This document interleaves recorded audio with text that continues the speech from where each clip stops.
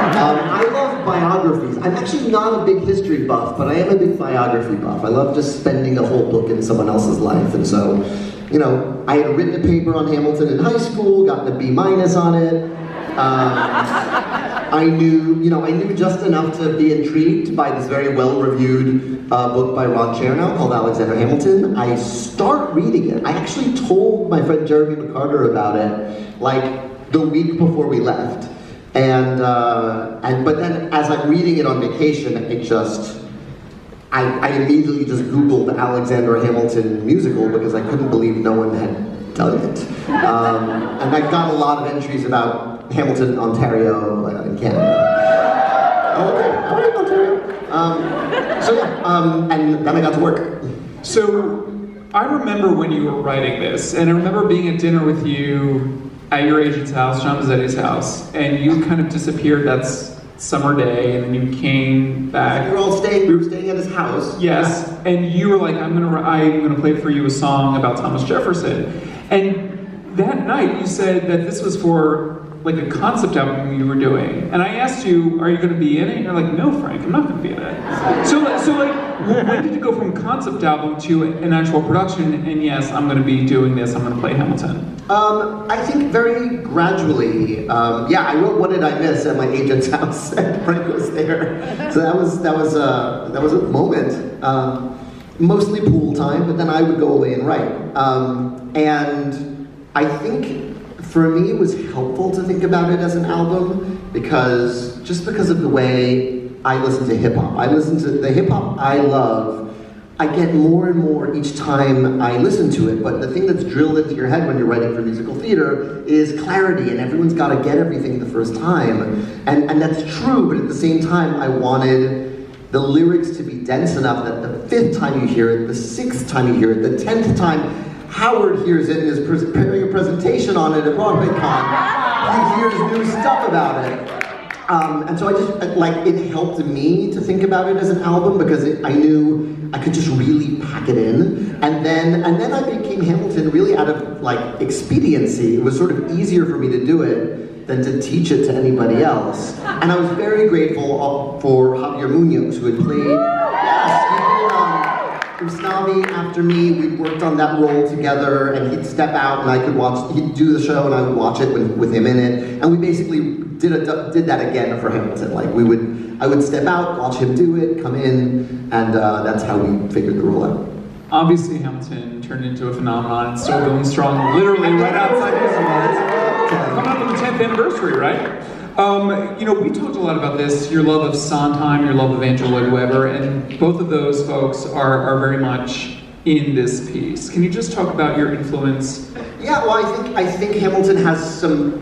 It's one of those things where the grandparents' resemblance is very clear, and I think it has 4 grandparents. Within the Heights, I always look to the shows that I love for inspiration, particularly structurally. And In the Heights is about a community, so you have to look at the greatest community musical ever written, which is Fiddler on the Roof. And Cabaret by Ken Urdeb, also about a community changing, with this change from the outside, and how do people react to that external force. With Hamilton, Hamilton's the engine.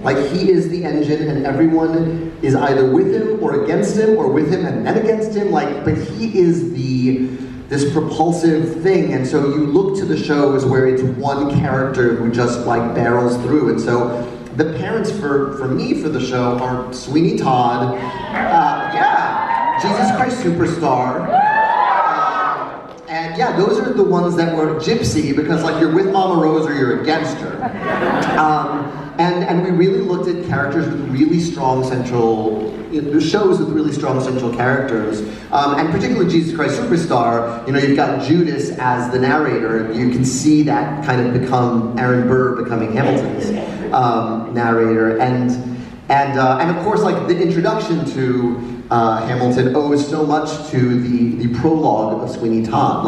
Everyone comes and says, we're going to tell you the story, but you don't know who they are yet, and they don't specify until the end of the opening number, and we really learned from that in terms of the opening number of Alexander Hamilton, which originally was just going to be Burr. That's how I sang it at the White House in 2008, and then we realized it could hold all our characters, and so we split it up and kind of democratized it. I love it. I love it. Well, I think we have a moment from Hamilton you'd like to share. Yes, one of our all-time great Burrs who opened not one but two companies. He opened the Chicago company and the first national tour in LA. Josh Henry's going to sing "Wait for It" now. But since we don't have all the echoes, can you be the echoes?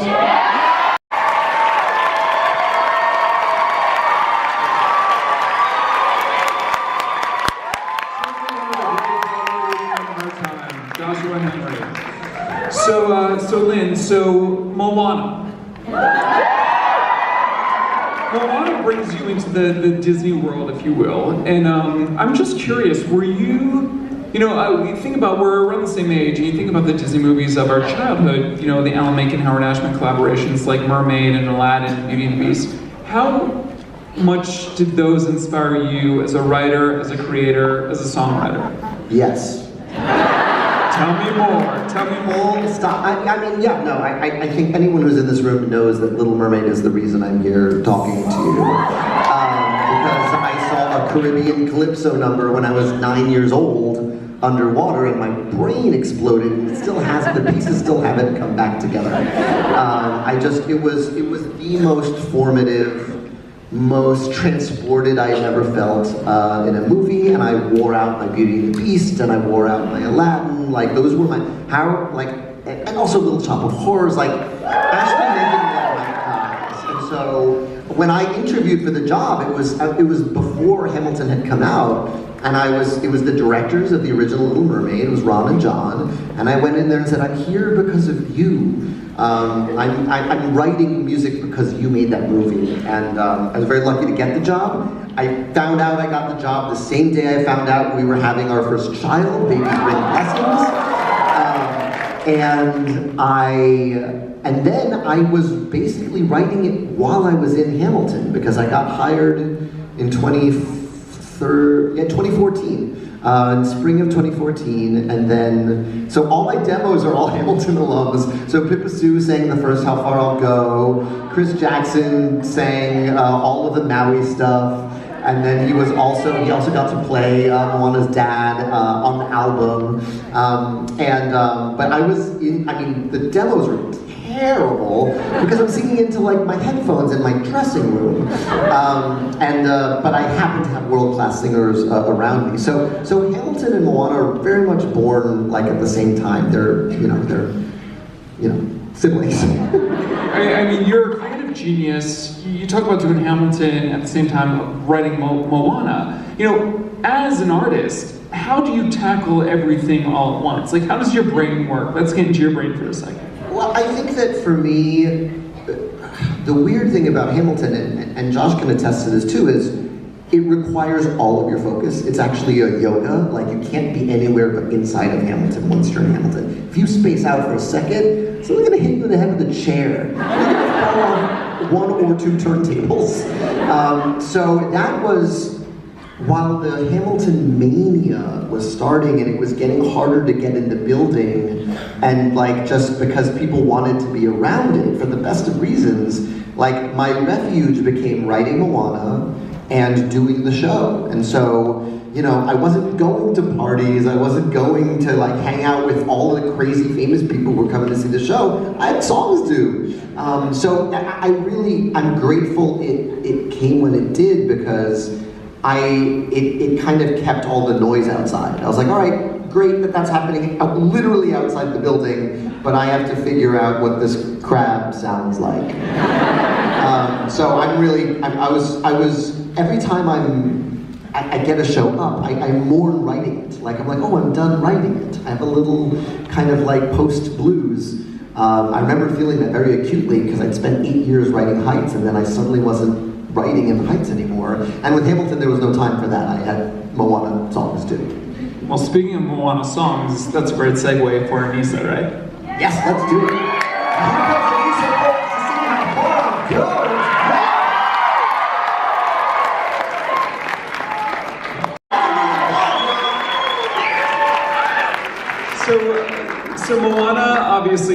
happens. You also did a movie called Vivo. Yes! And speaking of going on a journey like that song is, Vivo went on its own journey of getting to where you ultimately got it. And you also, it was a bit of a Heights reunion too. 100%. You know, Vivo was my first attempt into animation, actually. I had met with the folks at DreamWorks, and this is back right after Heights.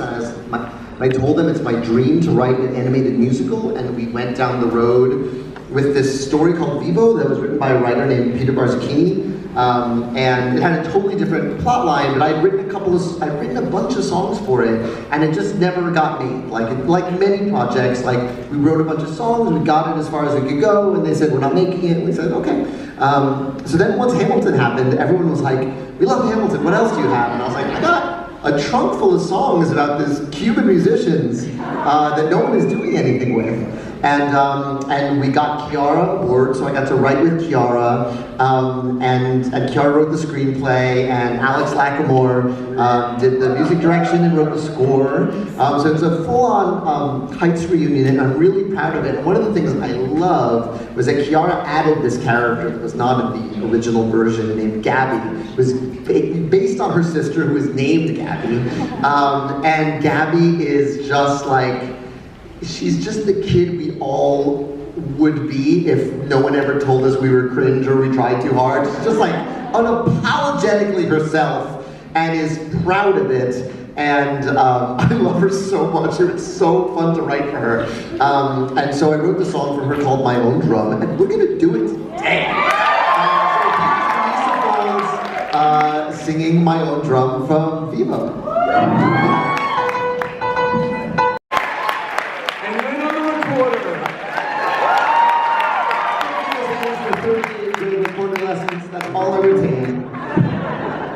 So then you recently worked on the film Mufasa,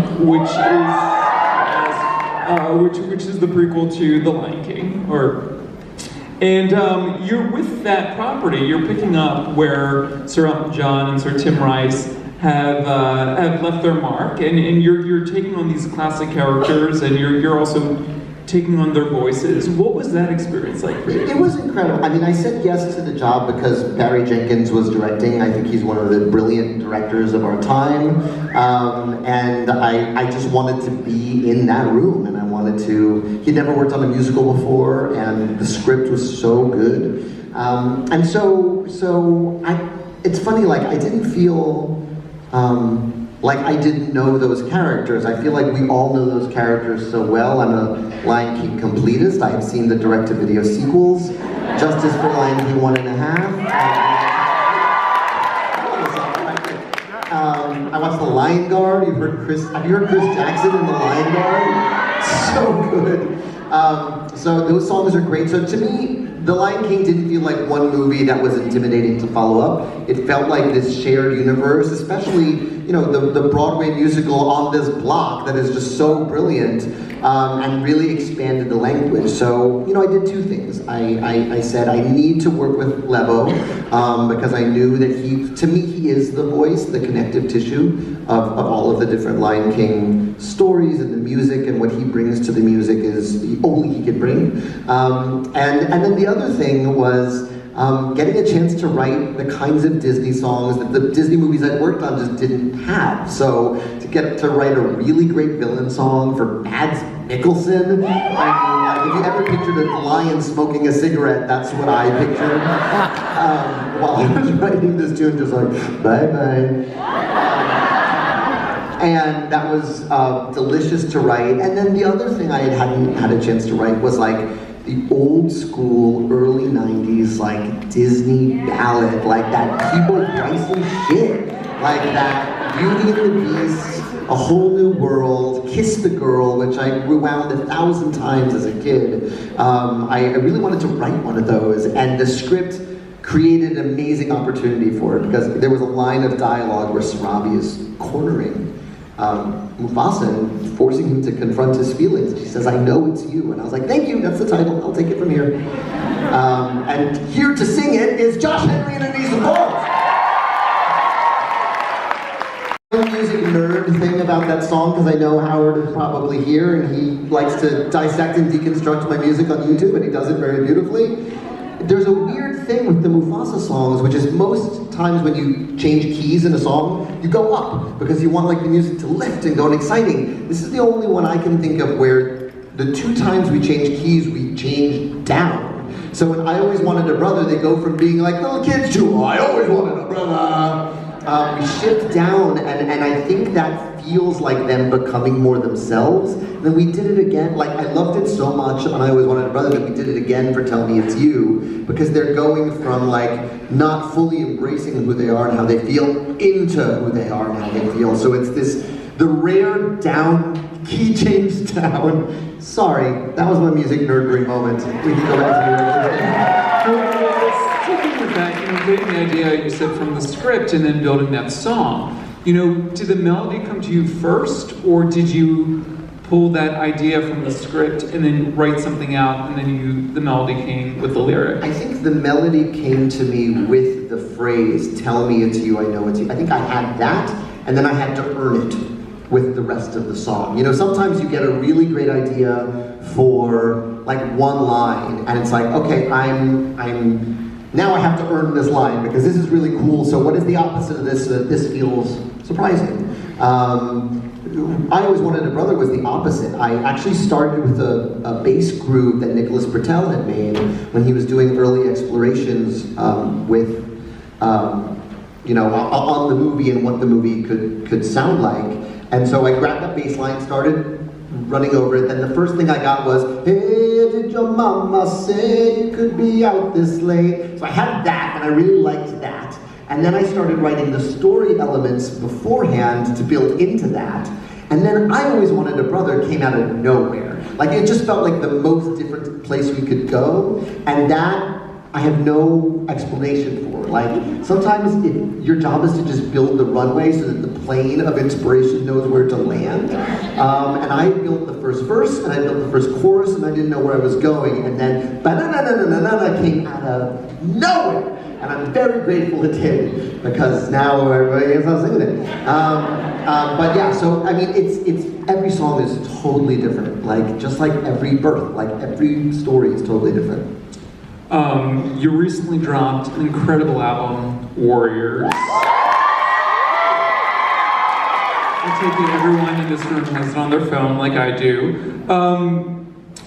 Let's talk about your relationship with the film, because, correct me if I'm wrong, this was an idea that popped up way back when, and you said, oh, I'll never write that, correct? Yes, that's right. I had just written In the Heights, and a college classmate of mine, Phil Westgren, he was working as an assistant to the producer Larry Gordon, and he said, I work for Larry Gordon, Warriors the musical, just sent me a cold email. And I went, I've seen the Warriors more than any other movie, it'll never work. And I wrote in his email why I thought it wouldn't work, but like just the fact that he suggested it kind of was like incepted me, and it just stayed in my brain. And I would find when I wasn't working on anything, I would be thinking about, well, maybe if we did this, well, maybe if we did that. To the point where when I finally was not in Hamilton anymore and looked up and thought, what do I want to do next? You know how in Inside Out, she's got like the different islands in her brain? There's like Friendship Island and Family Island. I like had a whole Warriors Island that had been just kind of quietly percolating. And I thought I knew, I figured out how to do it. So it was a couple of years getting the rights from Paramount. And then I said, I can't do this alone. I need someone much smarter and cooler than me. And so I called my old friend Issa Davis, who was in, she was in Passing the Strange the same year we were in the Heights, and our casts were really close when we were kind of navigating the off-Broadway to Broadway thing together. So we'd been friends since then, and she's really close friends with Chiara, and she had never seen the movie. And so that was great too, because she had a sort of a critical distance on the structure of it that I didn't have. It imprinted on my brain when I was 4 years old, and it was so amazing to have her working on it with me. And we've been writing it for the past 3 years, and we came out with the album last October. These guys are on the album. Kurt was our vocal director for the entire album and all of the arrangements.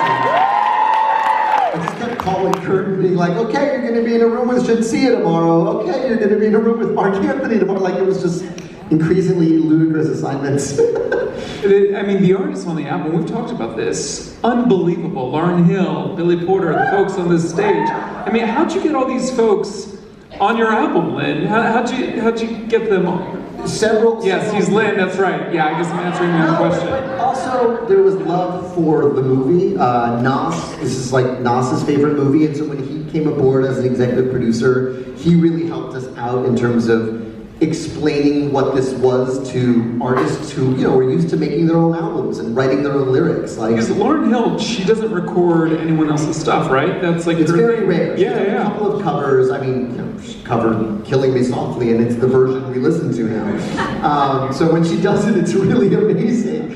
And we were so great. I managed to meet her manager, and you know. We sent her the demo. We sent her actually a demo with Anissa singing the song. So it's Anissa singing, if you can count, and that's the version Miss Hill heard. And then we just got a Dropbox one day, and it had all these vocals, and she had brought in her own folks and brought in background vocalists and added to the harmonies of what was already there. And so what you hear is a mix of what we originally sent her, and then of this incredible tapestry she sent us back. Yeah, it's pretty crazy. I think we have a song from Warriors. So this is the first time a Warriors song has ever been performed in public. And I'm thrilled. You will hear the voice of the twice Oscar-nominated Coleman Domingo over the speakers. And here's Still Breathing starring Miss Anissa Folt. Musical on stage. Well, break some news. Yeah, I have no news to break. I can tell you that, like, Issa and I are working on it. We're talking to folks and we're figuring out how to get it to the stage. We definitely want it to come to the stage. Yeah, that's like what I'm working on this year. That's like my focus. Well, my friends, we are coming to the end of our conversation. I know. But Lin, final question for you. You know, Broadway, this season has been so exciting on Broadway. It's been such a vibrant season with so many great stuff coming up in the spring. What excites you about the current season? What have you loved, and what are you looking forward to coming up? Yeah, I mean, I haven't seen a ton. I loved Maybe Happy Ending.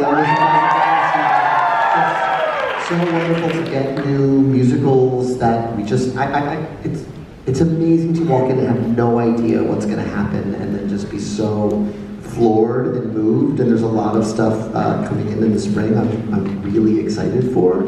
I'm getting to do my first comedy. I'm in All In down the street. And for me, this is like I'm learning so much. I haven't been in a non-musical since college. And to get to sit next to some of the funniest people alive, from Davy Bryant to Annalee Ashford to David Cross, Tim Meadows, Andrew Rannells. I just, like, every night I'm learning something new about how comedy works and the tension and release and how it relates to songwriting for me. And so I just feel like I'm getting another tool to put in my DeVry technical toolkit as a writer. And yeah, just the writing is so funny. But yeah, I mean, I'm really excited about this year. I'm excited to celebrate the 10th anniversary of Hamilton with you guys.